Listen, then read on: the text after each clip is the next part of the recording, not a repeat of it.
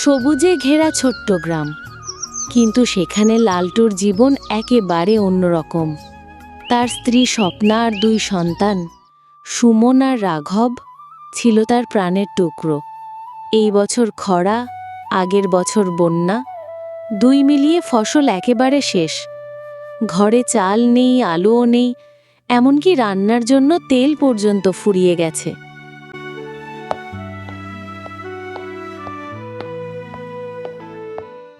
শুনছ, কাল রাতের 1 মুঠো চাল বাকি আছে। আজ খেলে কালকে কি হবে? জানি না স্বপ্না, বাজারে তো ধারও বন্ধ করে দিয়েছে সবাই। আর একবার বাজার গিয়ে দেখি কেউ চাল দেবে কি না। তুমি চিন্তা করো না, আমি একটা ঠিক ব্যবস্থা করছি।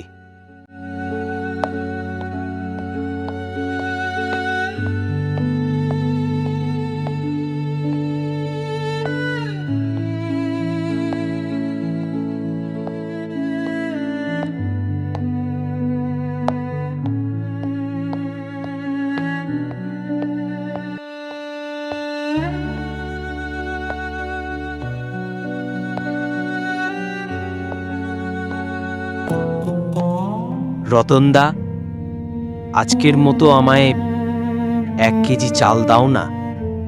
আমার ছেলে দুটো কাল রাত থেকে কিছুই খাইনি, খুব খিদে পেয়েছে। আমি সব ধার শোধ করে দেব। আরে যা যা, আমার কাছে আর ধার হবে না। আগে যেগুলো নিয়েছিস সেগুলো শোধ করো। পয়সা দেওয়ার নাম নেই, আর চলে এসেছে চাল নিতে। আমি সব পয়সা শোধ করে দেব রতনদা। শুধু আজকের মতো 1 মুঠো চাল আমায় দিন।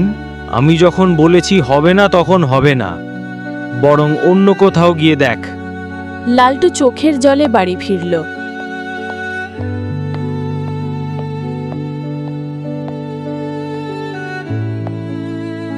সেদিন সকালেই চুলায় হাঁড়ি চাপানো হলো, কিন্তু ভেতরে শুধু পাতলা পানি আর লবণ। গরমে খিদে পেটে কামড়াচ্ছে, বাচ্চারা কাঁদছে।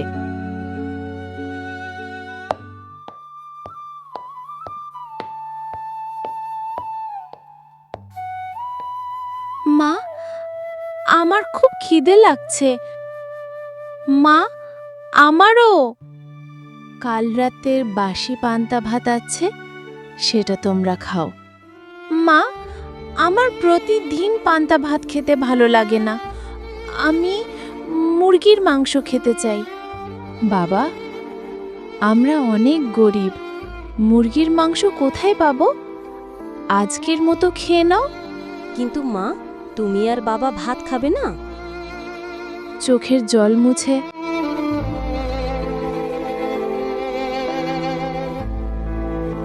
তোমরা খাও, আমি আর তোমার বাবা পরে খাবো। কই গো, তুমি ভাত খেয়ে নাও গা। আমি তো সকালে পাটকাঠি খেয়েছি, আমার পেট ভরা। তুমি খেয়ে নাও, আমার খিদে মিটে গেছে গো। তুমি গিয়ে খেয়ে নাও।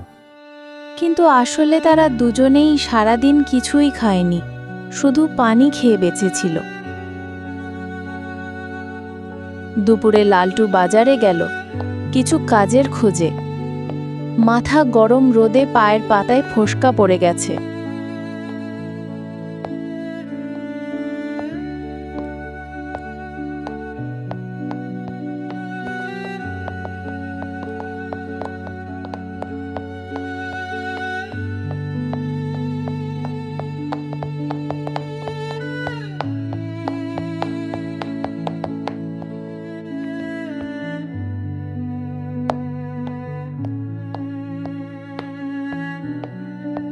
হরিদা, আপনার কাছে কিছু কাজ হবে গো?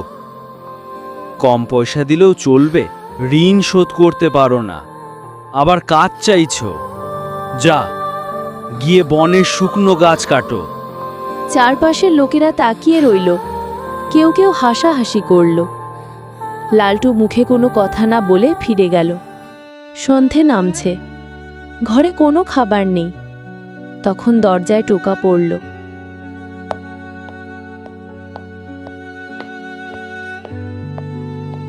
মা, সারাদিন কিছু খাইনি, একটু ভাত দেবে আমায়? বাবা, আমাদের কাছে আজ 3 দিন ধরে কোনো খাবার নেই, কিন্তু একটু অপেক্ষা করো। স্বপ্না হাঁড়িতে শেষ মুঠো চাল নিয়ে পাতলা ভাত রাঁধল। নিজেদের জন্য কিছু না রেখে সেই ভাত বৃদ্ধকে দিয়ে দিল।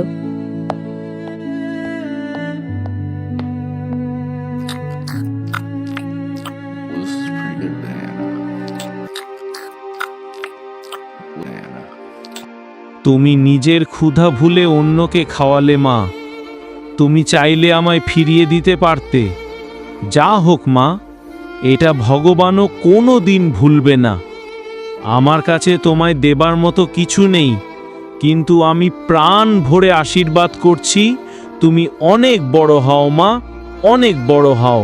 ধন্যবাদ বাবা।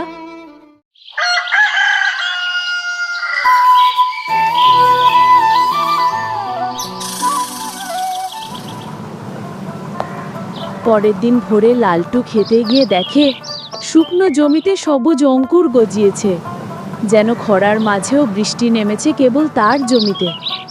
স্বপ্না, দেখো তো, আমাদের জমি সবুজে ভরে গেছে। কয়েক সপ্তাহের মধ্যে ধান পেকে গেল। লালটু বাজারে নিয়ে গেল, কিন্তু সবাই অবাক।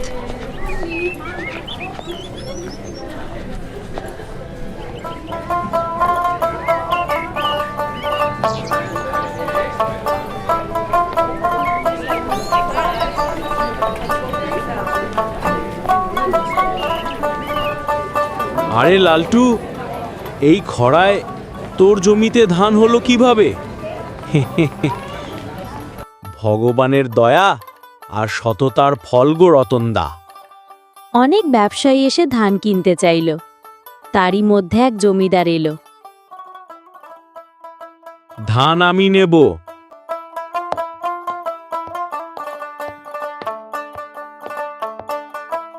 তুমি ধান কত করে দিচ্ছ? এই যে বাবু, 3000 টাকা দাম। এই নাও ভাই, তোমার পয়সাটা নাও। হ্যাঁ বাবু, দিন। ধান বিক্রি করে লালটু সব ঋণ শোধ করল, ঘর মেরামত করল, বাচ্চাদের নতুন জামা কিনে দিল। একদিন নদীর ধারে সে বৃদ্ধ ভিক্ষুককে দেখতে পেল লালটু।